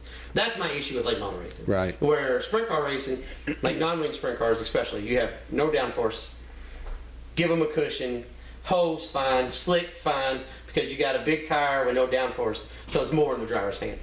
But there is no comparison between the Chili Bowl, even the shootout. I almost like the shootout better than the Chili Bowl. The Chili Bowl is awesome because the atmosphere and the building's sold out every night. But the Tulsa Shootout, the discipline it takes to run an outlaw wing and non-wing, and you see these guys jump back and forth. They're two totally different styles of racing. Like non-wing, you can bind the car up, bounce off the cushion, or a wing car, you got to keep it straight. The Tulsa Shootout, I think it's first. Then the IMCA Super Nationals. Yeah. Then the You Chili put Bowl. it above the Super Nationals and everything. Like, Yes, just that little bit of promoting you did, though. If you went and checked this place out and just see how it works back in the pits, you'd be amazed. You thought what you did was hard. What these guys do, it's crazy. 200 heat races in a day. Right. 1,400 cars in that area where they usually only have 300 cars for the next week. Yeah. It's crazy how they stack everybody in there and how they get them to the lineup chute and get them out on the track. Yeah, it's not even a Stop and fight on the way in. Yeah. I mean, it's crazy. Yeah, you got your stop and fight area like this. If you want to fight somewhere else, you're going to jail. If you want to fight right here, that's good. Just do it. Don't hit the kid. He's 13. You'll go to jail anyways. Yeah. So, We had that happen you get too. really mad at somebody, and you get out and you see he's like, that's a little shit. All right. But seriously, the Tulsa Shootout. Out of all now I've never been to the Knoxville Nationals, but. I've been to the National Open at Williams Grove, the sprint cars.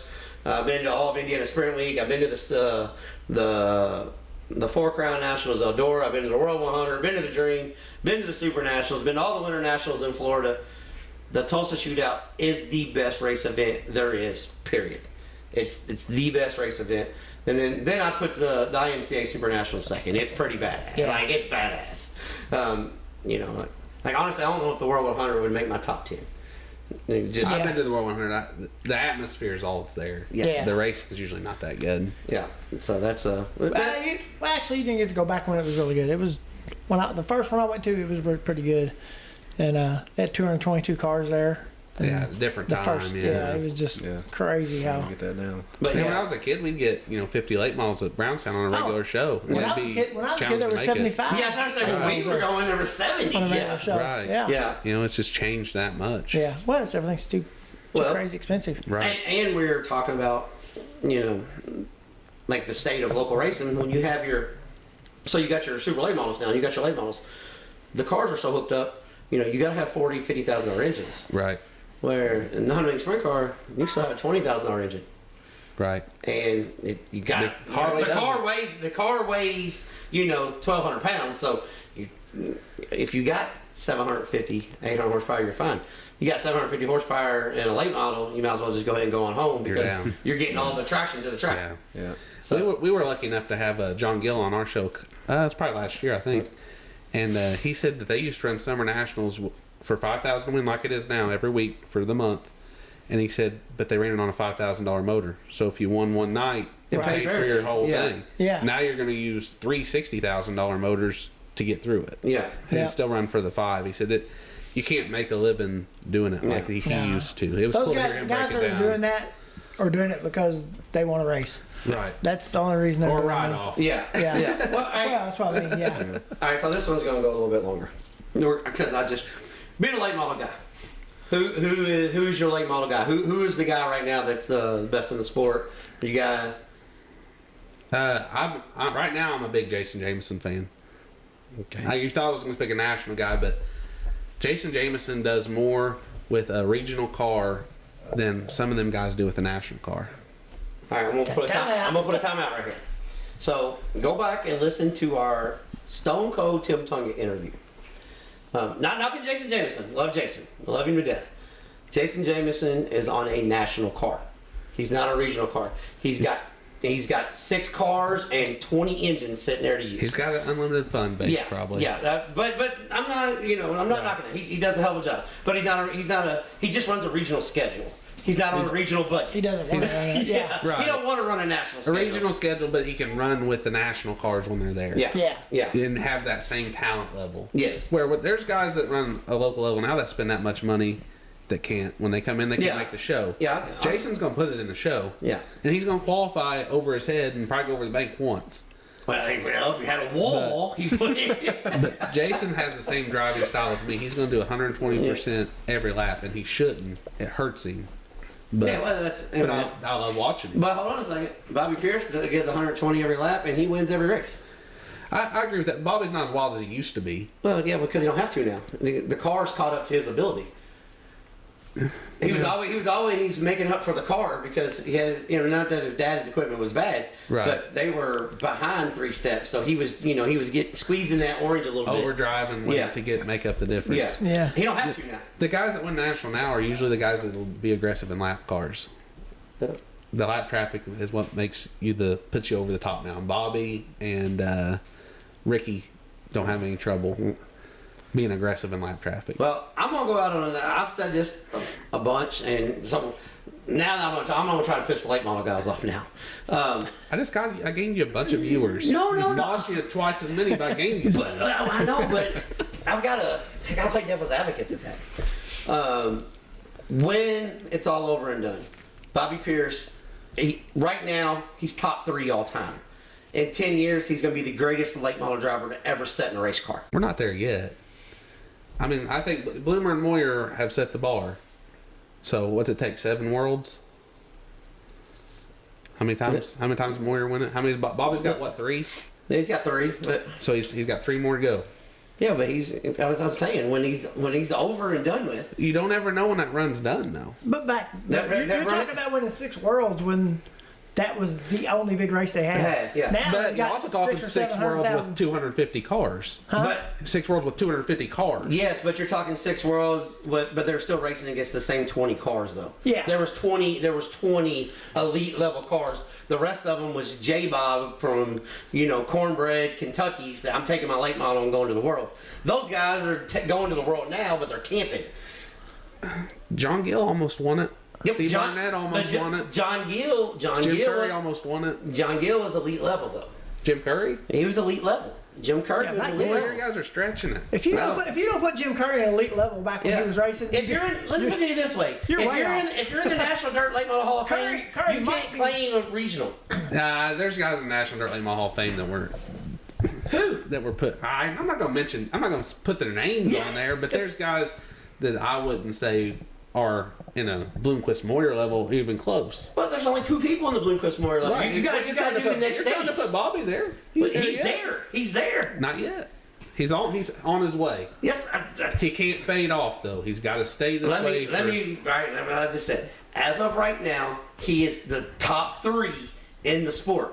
For sure. Wait, guess what? He's got 20 more years. He's going to surpass those guys. Huh? Bloomquist faded. Yeah, but It took him 15 years to do it. Yeah, 20 years to do it. Bloomquist also said Bobby Pierce was going to beat him. Yeah, and here's the thing: Bobby Pierce don't live the same lifestyle Scott Bloomquist lived. No, So, Bobby's definitely- we're not gonna like that. That fade was a little self-inflicted. Right. Everybody just peaks though, and then eventually you go the other way. And I hate to see it because I like watching like Dennis Erb. Somebody ever told Dale somebody McDowell like that. Yeah, Yeah, Dale can show up and still. I don't know how he does it, but I'm just saying.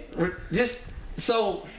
I like Bobby Pierce. I'm not talking bad about No. For sure. But what you said, like Pierce at his age right now has won more of those major crown jewels than those guys you talked about peaking won at that age.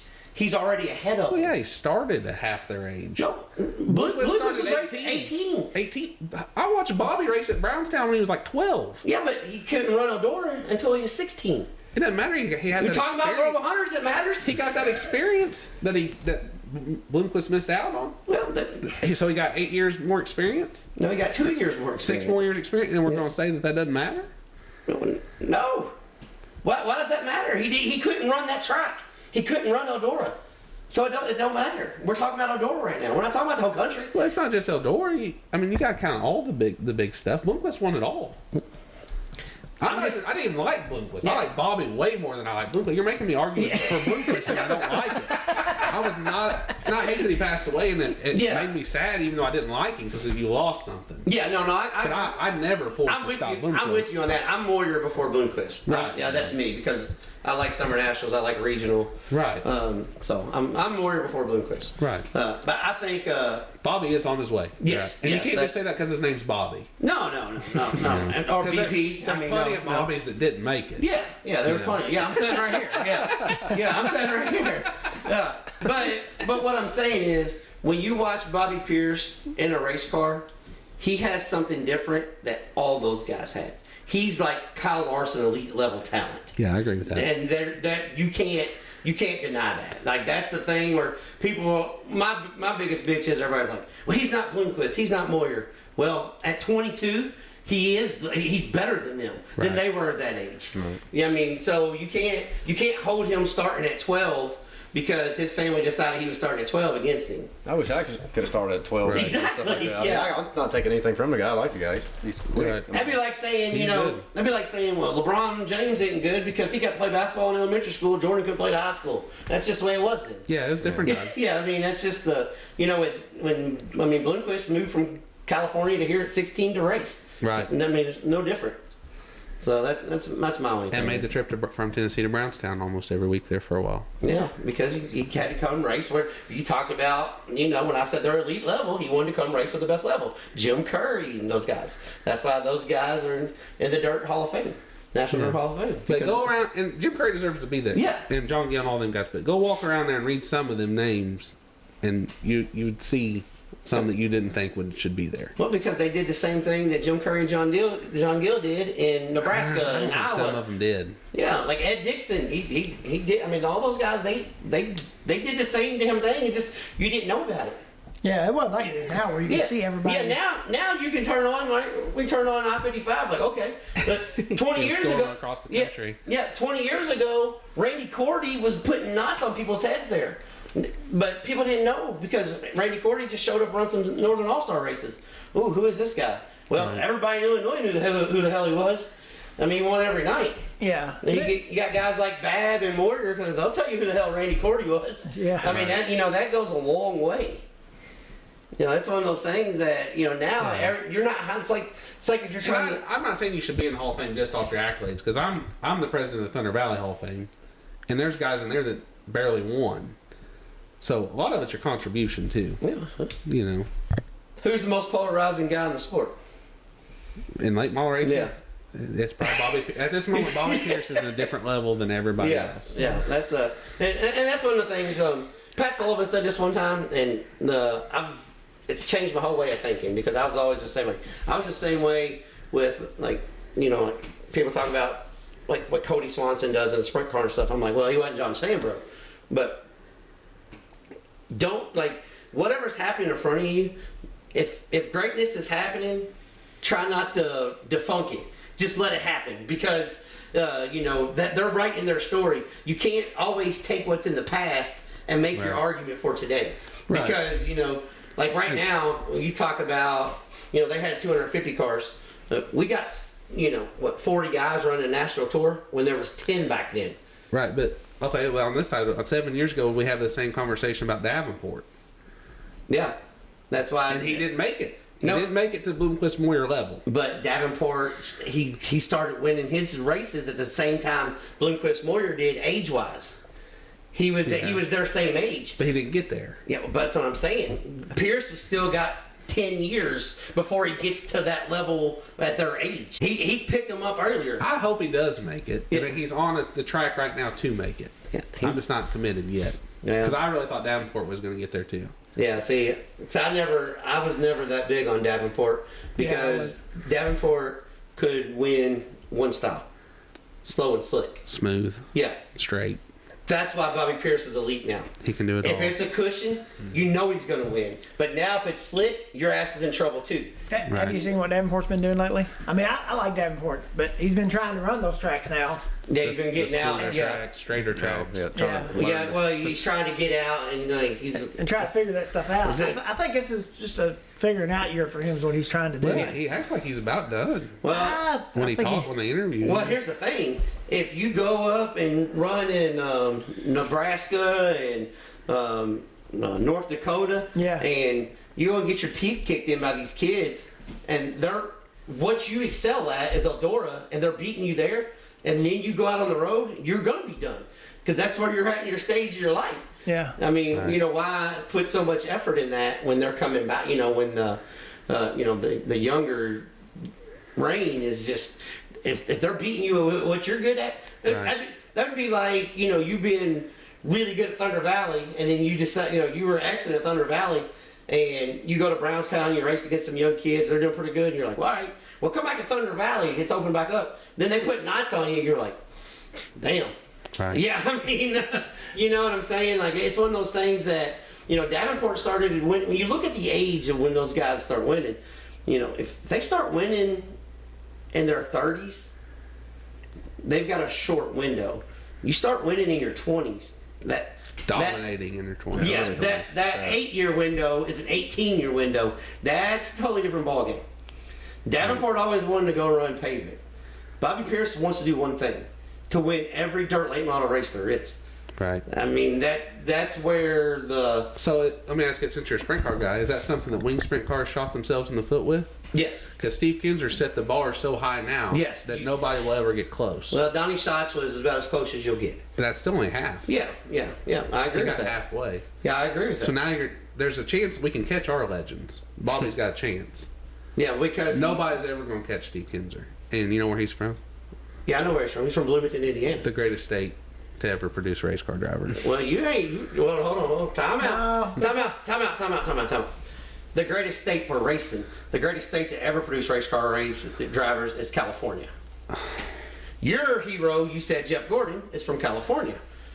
Kyle Larson from California. I wouldn't put either one of those above Steve Kinzer. They're in the...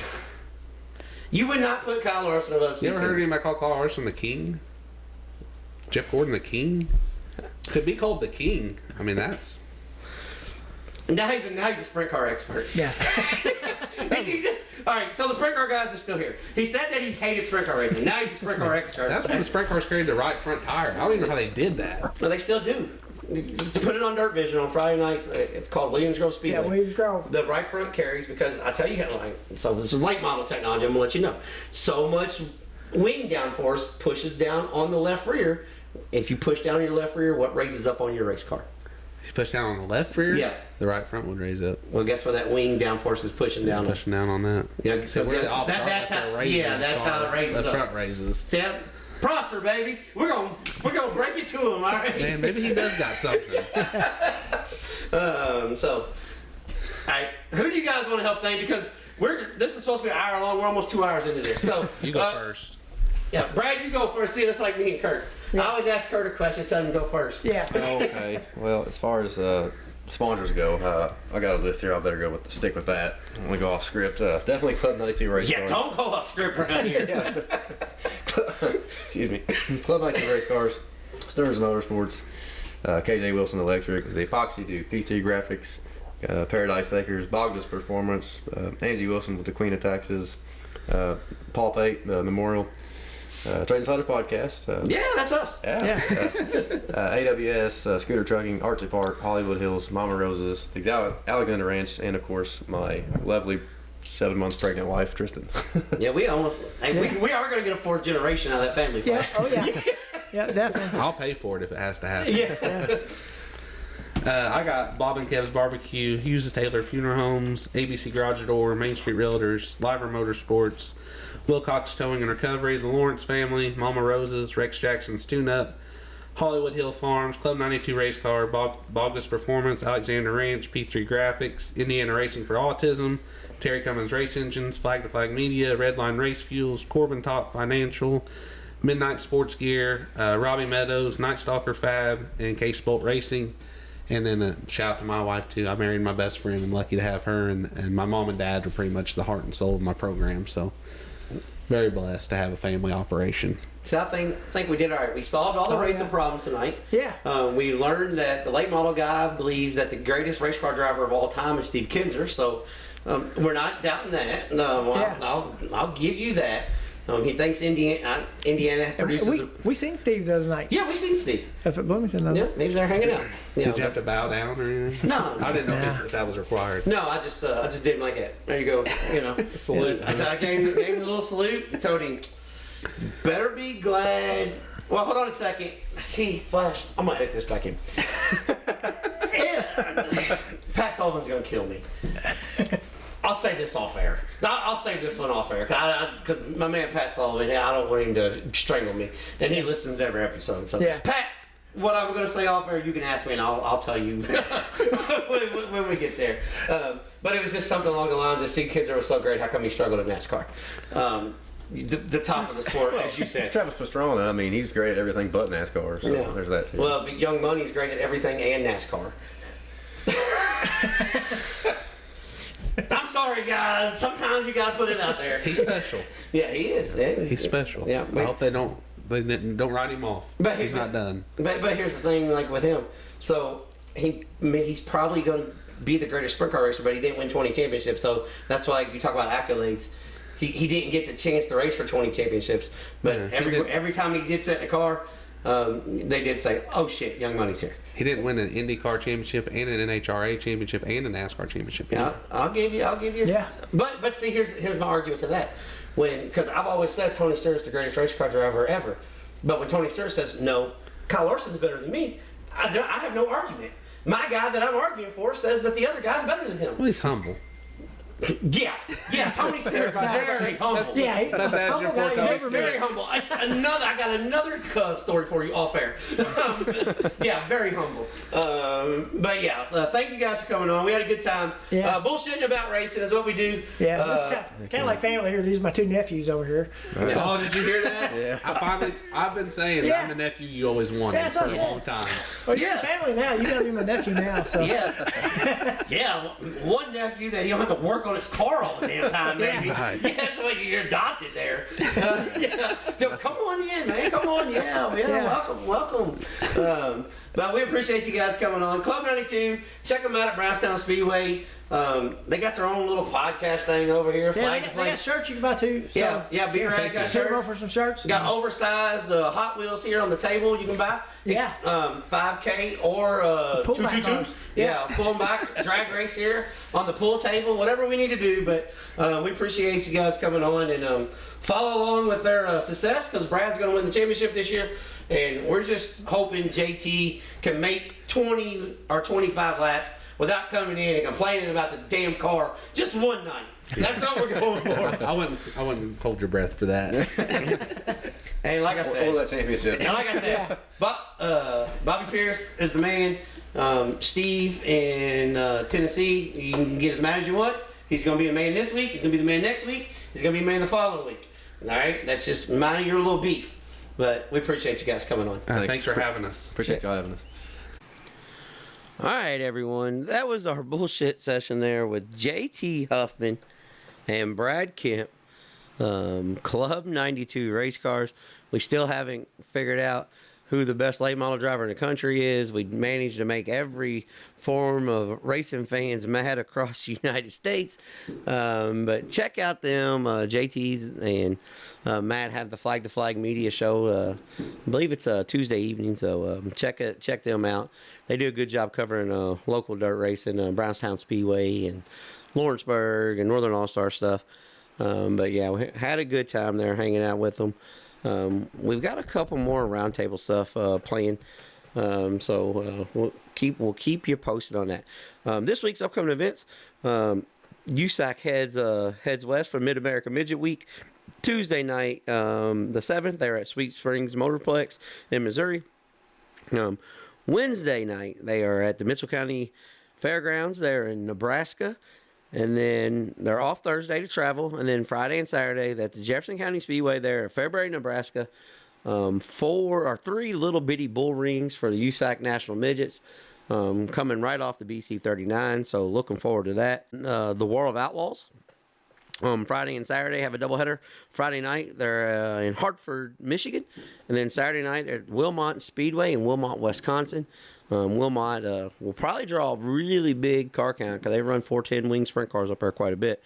And then Friday and Saturday, this week's racetrack spotlight, the Power Eye Outlaw Sprint League is at the Lake Ozark Speedway in Lake Ozark, Missouri. Lake Ozark, a 3/8 of a mile, sneaky good racetrack, slicks off with a big curb. The only negative about Lake Ozark Speedway, there's not much shades around there. There's not a whole lot of shade trees, so it does get a little warm. But you're on the lake, so you can take your family and go hang out at the lake, spend a day at the lake right there. The racetrack's about 5 miles from Lake Ozark. But big, nice grandstands, nice big parking area, camping area, got some hookups camper wise. But if you're looking for a racetrack, if you like chasing new racetracks and you haven't been, I promise you the Power Eye Outlaw 410 wing sprint cars will put on a show there. Because last time I went to Lake Ozark, it was for a wing 410 sprint car race, and it was Power High, and it was a really, really good show. But the racetrack is amazing. 3/8 of a mile high bleachers, a big press box. Just a beautiful facility there in Lake Ozark, Missouri. Local sprint cars this week, Bloomington, Lincoln Park, Lawrenceburg, Paragon. There's sprint cars all over the state of Indiana this weekend. Summer Nationals is going on. Kankakee, Mount Pillier, I-96, Butler, Crystal, Oakshade, Wayne County. I mean, there is a ton of stuff going on this weekend. Lucas Oil late models are at Lucas Oil Speedway Friday and Saturday, $15,000, $25,000 to win. I think they're at 34 Raceway in West Burlington, Iowa. Another sneaky good racetrack that I've been to on Thursday night. Ray Cook Southern Nationals get started. And this is the big one here. The Northern All-Star Modifieds at Lawrenceburg Speedway for the Merle Downey. It is the last Merle Downey modified race. And it is a big paying UMP dirt car modified. So expecting a big car count for that. But yeah, there's plenty of races to get out too. So it's going to be a little bit cooler this week. So get out, check stuff out. And, we appreciate you hanging out with us each and every week. And we'll be back here again next Monday, and we hope you are too. So until next time, we'll be training sliders.